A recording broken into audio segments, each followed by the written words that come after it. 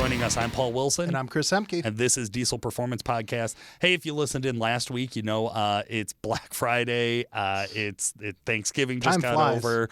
It is pretty crazy for us, so we're going to do another rebroadcast. We did want to let you know, of course, especially if you're listening to this on Black Friday, there's stuff on sale. This is the time.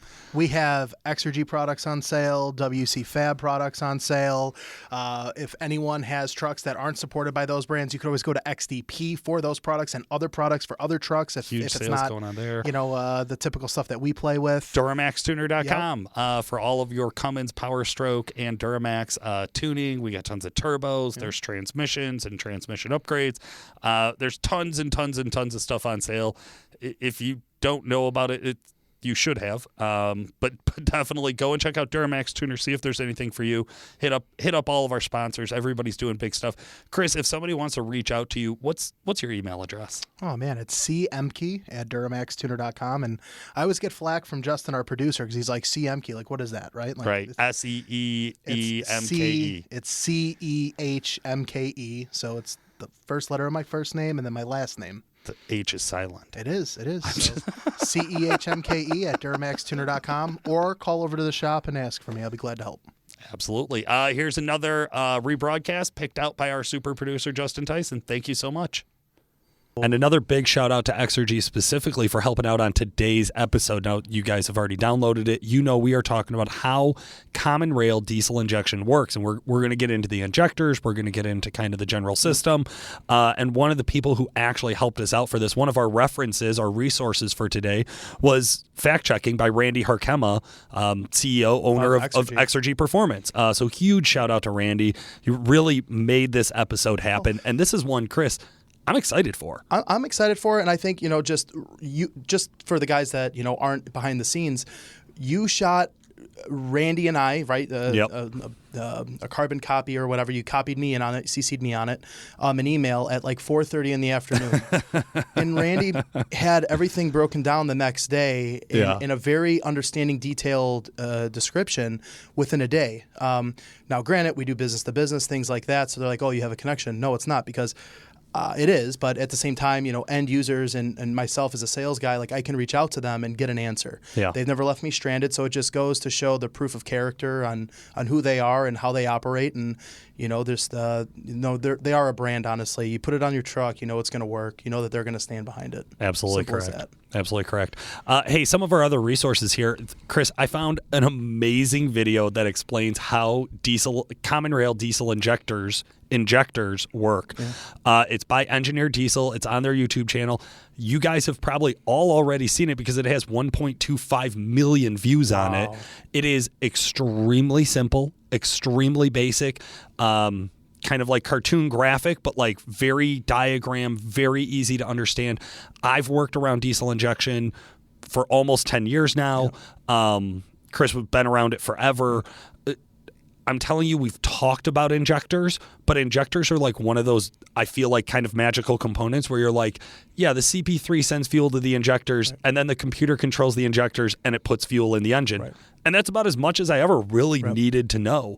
What we're going to do today is break this down a little bit more, and if you're looking for that visual aspect and you just want a quick, extremely simple, extremely accurate way of describing it all, jump on their YouTube channel because Engineer Diesel put out just a phenomenal video with that. Cool. We also used other places like doityourself.com.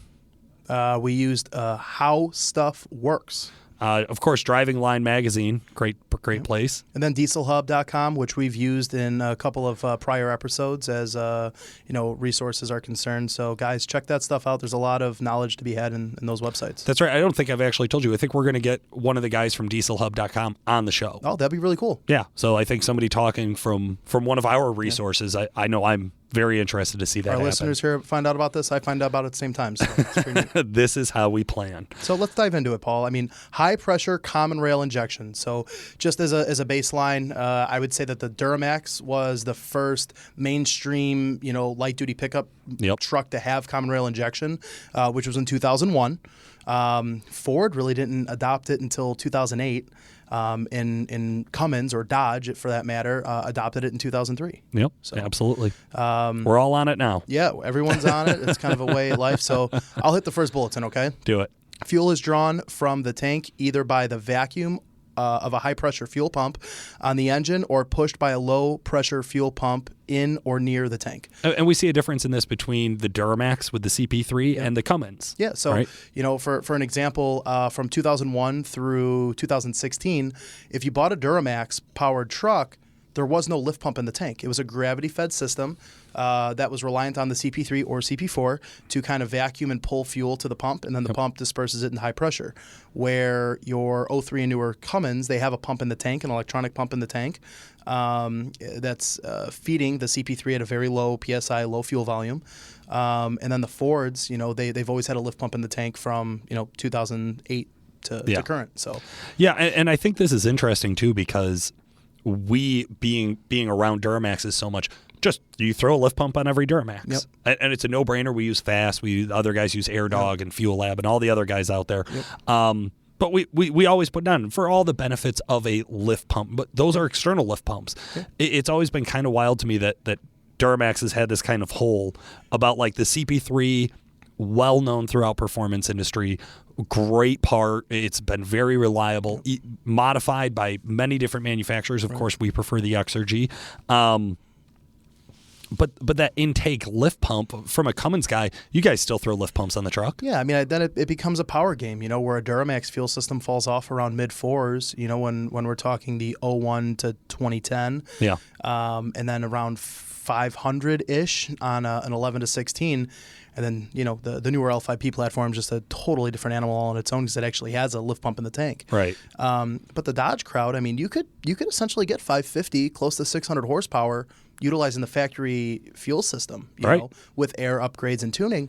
But you're going to run through fuel filters more frequently. I mean, you're taxing that fuel system and what its full capability is. So where the lift pump's really going to shine for any of those trucks, even with a lift pump in the tank already and bypassing it's going to be the fuel filtration, the water separation, and just having better accessibility to changing those filters and things like that. And those are the added bonuses of an aftermarket lift pump. A factory lift pump's only purpose is just to consistently provide fuel to the injection pump. And then you have that one fuel filter in the engine bay. You got it. Yep. This really helps, the pressure of the fuel as it enters into your injection pump, so a CP3 in most cases, is small and has little to no effect on the actual pressure leaving the nozzle. Right. So the only time we see a variation on this is I definitely have had guys tweak their aftermarket lift pump with the springs inside, and all of a sudden they're getting 20 psi, or it's like from a Ford and they're getting like 40 psi from the tank to the lift pump, and the lift pump's not expecting to see that much coming in, and we actually end up seeing a kind of a lope, a fuel pressure lope, what you have where it's there, pushing through the regulator of the CP3 or CP4 pump, which is very common. So, and I've seen in the past where lift pumps from the factory, AirDog, Fast, whatever, they might not necessarily be at that desired like 7 to 10 psi. It might be a psi higher or lower, or simply the pump's regulator is tired. 200,000 mile truck, you're dropping rail pressure. You say, hey, I'm gonna throw a lift pump on there and fix it. No, you're band-aiding the situation is all you're really doing. But nonetheless, we see those types of scenarios take place. So for us, where we work, it's just asking the proper question and trying to be as educated with the end user's issue as possible to help steer them in the right direction. Absolutely. All right, man. Well, I'll jump into the next step here. Fuel enters the high-pressure fuel pump, the CP3, CP4, HP4, whatever, and is pressurized, then dispersed into the common fuel rail. So we'll kind of, break that down a little more. So you have a single pump that fuel enters and then exits. And the pump's purpose there is to turn that pressure into a high pressure. And then it goes through a rail. Like, it's legitimately, for any of our listeners that's never seen it, a common rail is essentially a rail. Yeah. And it either has 6 banks or 8 banks. Right. And it's one fuel line. It's one fuel line. It's one fuel rail. And that's the way you have to put it, because it's not small like a line. It's bigger than a line. It has all these fittings on there. For the Cummins guys, you're going to have 6 ports. And for a Duramax or a Ford guy, you're going to have 8 ports, of course, because the fuel lines. And then there's fuel lines that bolt onto that rail. Right. Okay. So when we talk about rail pressure, we're talking about the fuel pressure that the pump has turned into a high pressure, and then the pressure that is flowing through that rail, through the fuel lines into the injector itself. Which is equalized. So the whole idea is that what we get is we get one constant pressure on all of the injectors. So that now, as just in simple terms, as we open the injectors, we're always pulling from the same supply of high pressure. Right? So this will make more sense as we get into how injectors themselves work. I do think it's important here just to kind of break down. So the rail pressure itself is actually controlled by the M-prop or an inlet metering valve. Sometimes more referred to as just a regulator. Yep, or rail pressure control valve. But yeah, there's a lot of names for it, but there's always that one piece there that's electronically controlled that controls exactly, like we said, how much pressure is on that common rail, and that's a very important thing to know. So, so just got a little off there as you were talking. But like you said, just to recap, the regulator is electronically controlled through a current, if you will, and it just opens and closes, let fuel in, and then it disperses it into high pressure. That's it. So then, each injector is controlled by the ECM or PCM, depending on what platform you have, to deliver fuel directly into the combustion of the cylinder. So direct injection for anybody who's ever been from the gas world, right? Like, this was a huge deal. Common rail diesels, this is how they work. They've always worked on that direct injection, that shared common rail line. Well, even prior to that, direct injection is just directly injecting fuel into the cylinder. Right. It's not like a carburetor where it sprays into a bowl, air enters, and then it disperses through the all 8 cylinders, and you pray to God that it's a healthy mix. This is getting the exact fuel into that exact cylinder. Absolutely. Which gives us higher control. And we're going to talk about some of the benefits of this as we kind of go through it. One of the big things you'll see as we go through this, what drives diesel performance are really two things, and that's three things: fuel mileage, horsepower, EPA regulations. These days, well, forever. Because one of the advantages, was that back in the day there were starting rules. That's why in like 2003, as they started to introduce EGRs and things like this, you had to meet certain emissions requirements with your diesel, and that's when you went to high pressure, because high pressure fuel, what they found was it atomizes better. And as fuel atomizes better, that means we get a more clean burn out of it. Forget the EPA. Forget anything you feel about politics or climate change. If we're using the fuel more efficiently, we should be able to use less fuel to get the same horsepower. Now, the difference we've seen in miles per gallon on actual vehicles as time has gone on is they've also gotten heavier. Well, I think that's a lot heavier. Because we'll get kickback. We're going to get flack for this. Well, my 95 12 valve, listen, man, your fucking 95 12 valve weighs 6,000 pounds. Right. Okay? There's not a lot of components there, and honestly, those trucks are more aerodynamic. And has a third of the torque, by the way. A third of the torque. Well, yes, but that doesn't help us in our argument here when we talk about fuel mileage. But the weight of the truck, the drag of the truck, the aerodynamics of the vehicle, the weight, these things all come into play when we talk about efficiency. Right. Now, we're talking about let's talk about tow capacity. Go take a 94, 95 truck. I don't care if it's Ford, whatever. Duramax, Chevy, 6.5 liter, or Cummins. You're not comfortably towing more than 8,000 pounds with that thing, in my opinion. Not like I would with like a newer vehicle, even in factory trim. But that newer vehicle also weighs, where those trucks weigh 65 to 7. The new trucks are 85 to 9. Right. They're fucking heavy. We weighed an L5P this year. And we were over 9,000 pounds. It was insane. Like, this is insane. You have to consider all these different attributes. Plus, there's more moving parts. There's so much more to the engines these days than prior, back in the early 90s, mid 90s. That's right. So to increase the horsepower, to maintain a certain level of mile per gallon, and then you have to go and meet the emission standards. And that's those three components really drive this industry more than anything else. Look at the size of drive shafts and U-joints and, transmission shafts. Well, like I said, just brakes. Just stopping. The brakes alone, Just that's something we commonly overlook. I know on every build I've ever done, we ran stock brakes. I didn't care what horsepower you're The one thing that's funny to me, as we dive into an injector, okay, getting into the injector piece. Me being around Cummins all the time, you look at a 12-valve injector, you look at a 24-valve injector, you look at a 24-valve injector, and then you look at a common rail injector. The injectors essentially look the same, just they have electronic controls and a couple, 8mm bolts on top. Put some wires on it. Yeah. And that's a good segue to get into how a solenoid piezo injector base works. Absolutely. All right, so let's do it, man. So high pressure fuel enters the the injector body. Yep. Pressure then equalizes throughout the internals of the injector. So inside the injector, there's little holes that run through it. There's little channels, if you will.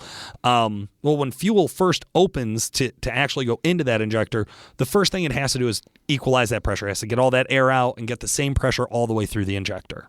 Okay. Then the solenoid on top of the injector is energized, controlled by PCM or ECM, which pulls the control plunger upward. So there's a plunger that seats on the injector that there's like a chamber that would go to the nozzle, and that opens and allows that pressurized equalized fuel to go into the nozzle, essentially. That's right. Now, for LML guys, we do know that you guys had piezo injectors. A piezoelectric crystal or piezo injector works a little bit different in that a piezo crystal grows with an electric potential when electrical potential is applied to it. So when it's given current, I'll say, which I know is like technically wrong, this then pushes a valve open to start the same chain of events as below as it would in a solenoid injector. So as we go forward, everything else will be the same. It's just a little bit different how it works. So the it's powered and the piezo crystal kind of replaces that plunger, if you will. Right. Okay. So from as far as I understand it. Okay. So then the controller plunger releases a small amount of fuel into the return line. This creates the pressure differential, which allows the pintle to be off its seat, essentially. Exactly. Which then enters into the nozzle itself. Yeah. So when I first thought of injectors, I thought it was as simple as when the plunger lifted, fuel shot through the end. Yep. It's not. There's not a few more yep. parts. There's a few more parts. So the pintle sits all the way down at the bottom, and that's what actually closes the nozzle of the injector. So if you will, that's the opening and closing of that nozzle. So as the return line opens, that then allows that pressure to come up. So the pintle will raise up as the return line is used, and then you're going to get fuel to spray down.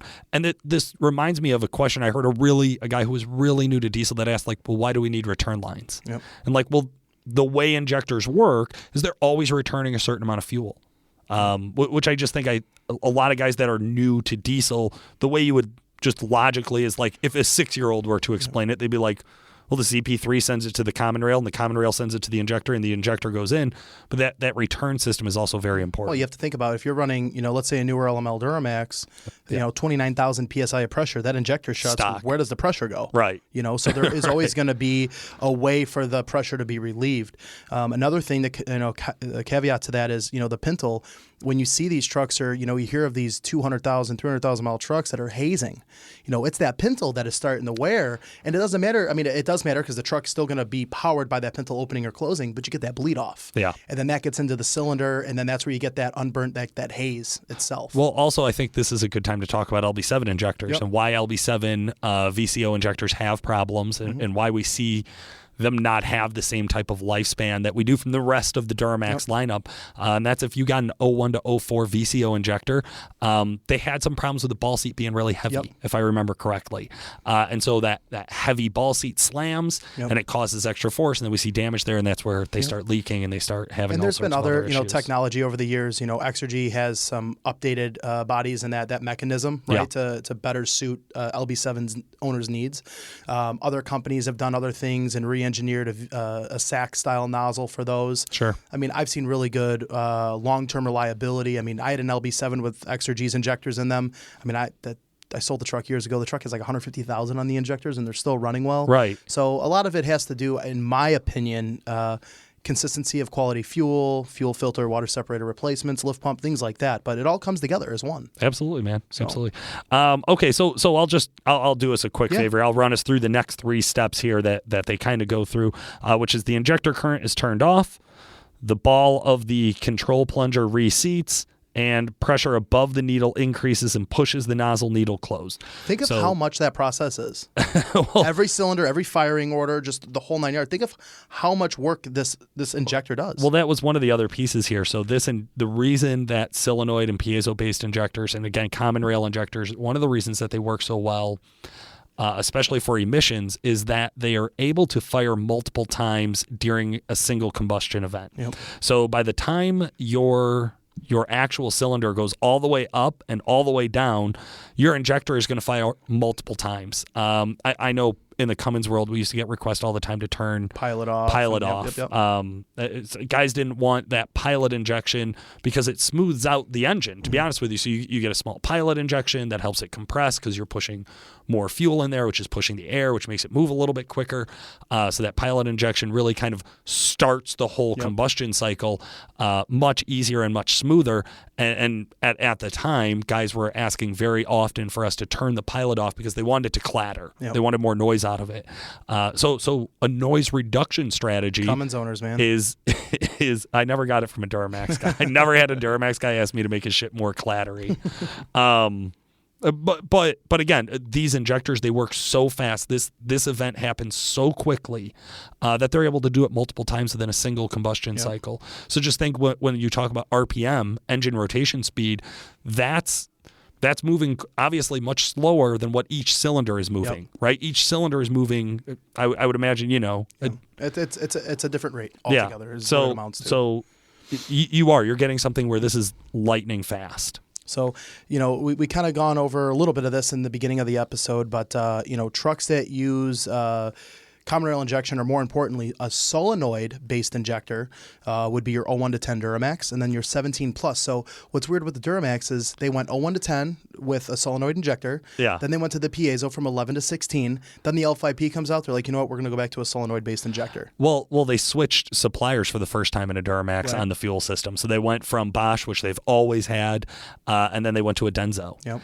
And I think that was a part of that move, going to that Denso controller, going to that Denso fuel system, that Denso ECM, that really rewrote the book. Yep. And the L5P, we know, is dramatically different. I know it's still a 6.6 liter, and it still says Duramax on the side. But everything else is different, man. Nothing like an LB7 when they first came out. No.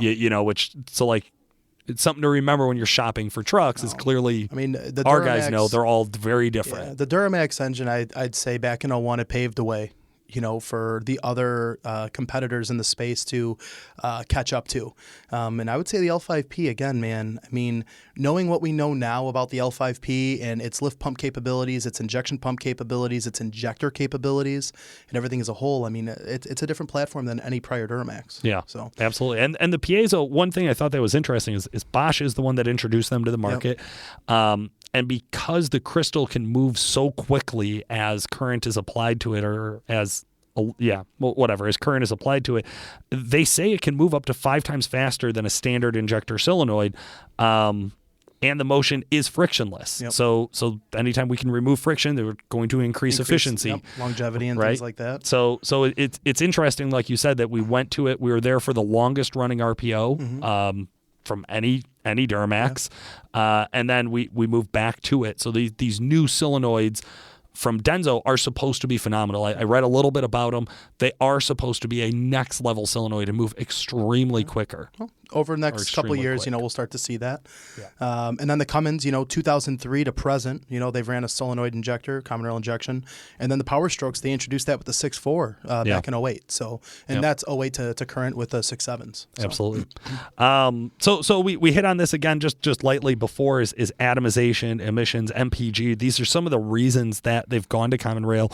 One of the other things I think is durability and power output, which I hit on early in the episode here.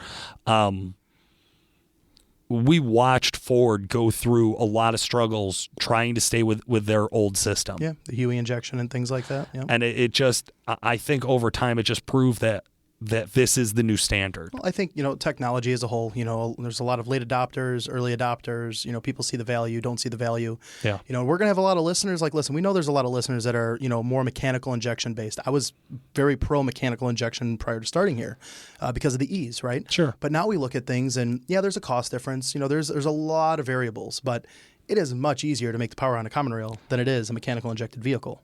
Right. Hands down. Right. Right. No comparison. Well, and I always just think out of the box. If you were going to go buy 2 trucks and talk about what did my dollar per horsepower buy me, it's really hard to get away from that common rail. Absolutely.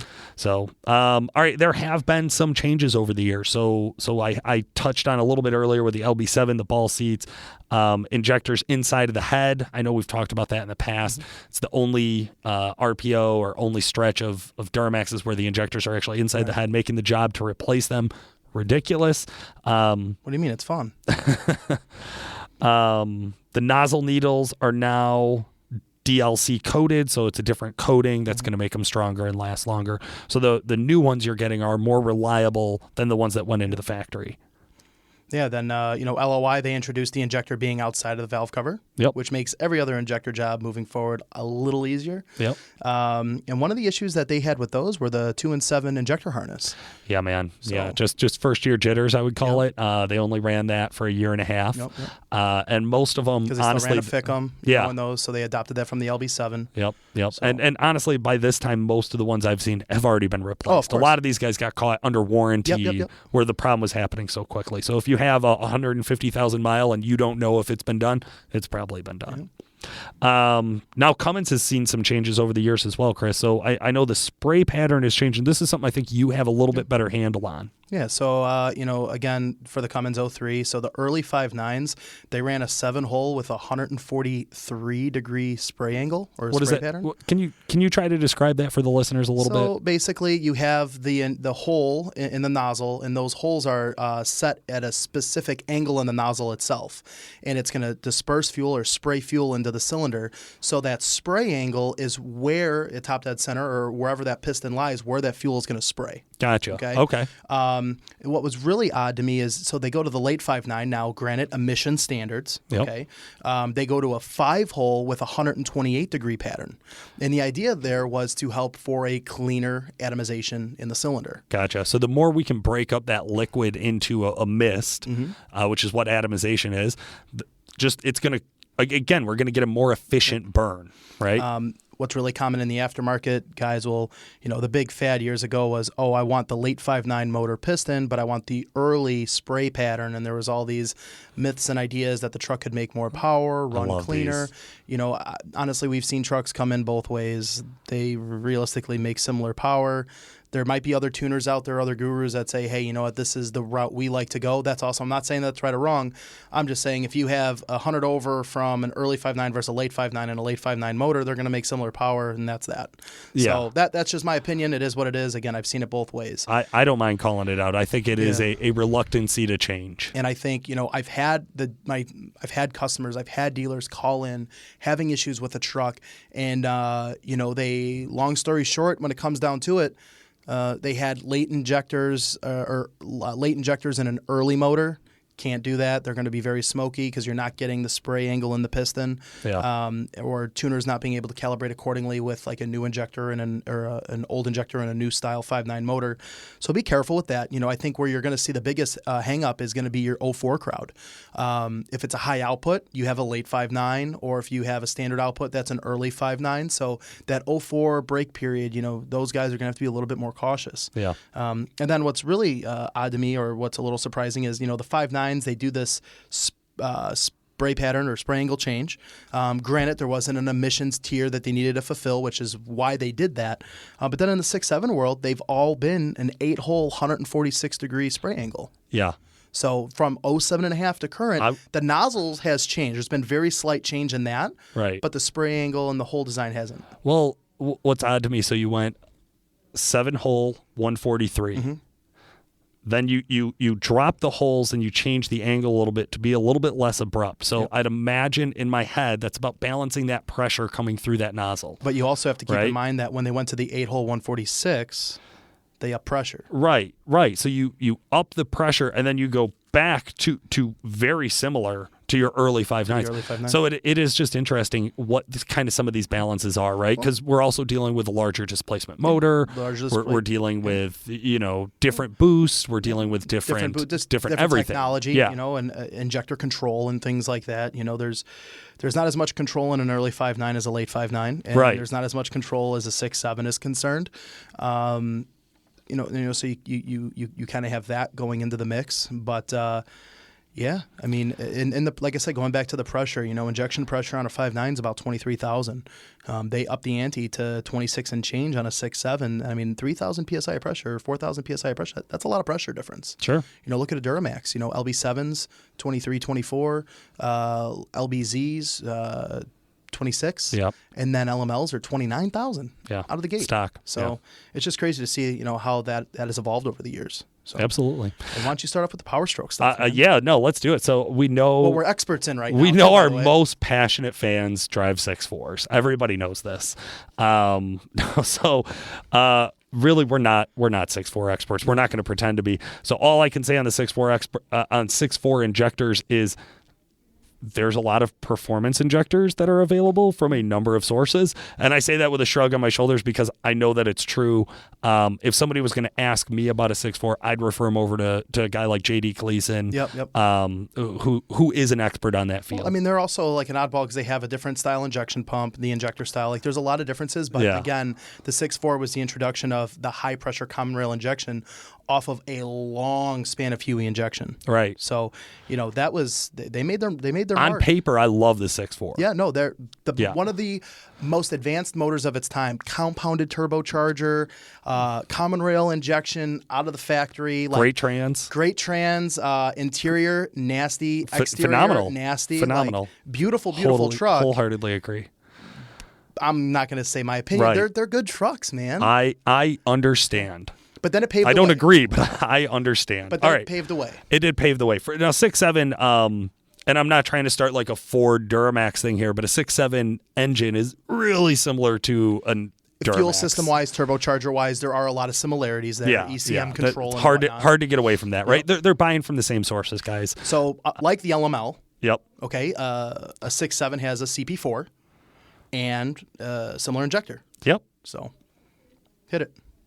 I mean, you pretty much wrapped it up. I mean, really, performance CP 4.2s, you can get them from Exergy. They're good at like 900 horse on a 6.7, which is insane to me. The product lineup from Exergy is like the same from 20% over to 300% over between a Power Stroke and a Duramax. So like when we say that engine is really similar to a Duramax, I mean, it's like really similar to a Duramax from a fuel system standpoint. Man, Chris, I have been waiting to do this episode because we actually, I scrambled and I tried to research this, I think a week or 2 weeks ago. Yep. 2 weeks ago. Before the holiday. So I spent like a whole day reading all of this stuff about injectors and all this stuff that I had no idea of. Guys, I can't say or stress enough, go check out the resources, man. If any of this is something that tickles your fancy, definitely fire up the old Google machine and look it up. There really is super interesting, much more in-depth information out there. Yeah, no, and of course, if you have questions, you can go on our Facebook group, ask away. If you want to email myself or Paul, we would be glad to help. Yeah. If you guys have other requests for episodes, please, not a 6.9 or a 7.3 IDI, just anything but that, please. So if you guys have recommendations, feel free to shoot them over. We would definitely be very receptive in doing some research and becoming more knowledgeable on a topic that you guys want to listen to. That's right. Please just reach out and let us know. Join our Facebook group if you haven't already, guys. What's it called now? It's Paul Loves the Power Stoke. The 6L Power Stoke. Okay, so we're something like that. We're probably going to rename that soon. So I didn't realize when I named it that you can't rename it for like 28 days or 30 days or whatever. Kidding. No, for real. That Had sucks. no idea. Wow. So we're locked into that, I think, until December 11th. We're not counting though. I've posted on the group, to be clear, any confusion here. We've never changed the name of our podcast. It has always been Diesel Performance Podcast. It always will be. The thing we have and will continue to change is the name of the group. Just for fun. Yeah. It's really for our listeners. We figure you guys know it. You know how to find it. Go to our Facebook page, Diesel Performance Podcast, Facebook page, and find the only group that's linked to it. It'll be real easy to find. But yeah, we'll continue to change that name. Right now, we're floating around the name Diesel Talk. What do you think for the group? I think that's a good one. You know, I think that cross-references and adopts the Diesel Performance Podcast a lot better. Yeah. Not Paul Loves the six stroke or whatever the fuck it is. Right, yeah. Just, guys, what the fuck? I love giving Paul shit. I mean, everyone that listens to us, we all know that I am I'm well known throughout the universe for being a huge 6-liter fan and for being awesome at spell checking. It turns out I really proved it this time. So the stroke wasn't an intentional typo. Just admit it. Yeah. So like I said, once I realized you can't change the name like 3 minutes after I posted it, and I looked at it and was like, oh shit. I mean, that's not even the most embarrassing thing that probably one of us have done today. No, so not even close. And it is what it is. Yep. I mean, how much ammo do you have on me for embarrassing shit on air in all the prior episodes over the last few years? I don't even have to bring it up. It's all recorded and published. It's out there in the podcast verse. Web space. Yeah. It's on the line. Cool. All right, man. Well, hey, guys, thank you so much for listening. Like we said, hit us up. Let us know if we can help you with anything. For today, this has been Paul. And Chris. Have a great day. I don't know what the fuck they're talking about.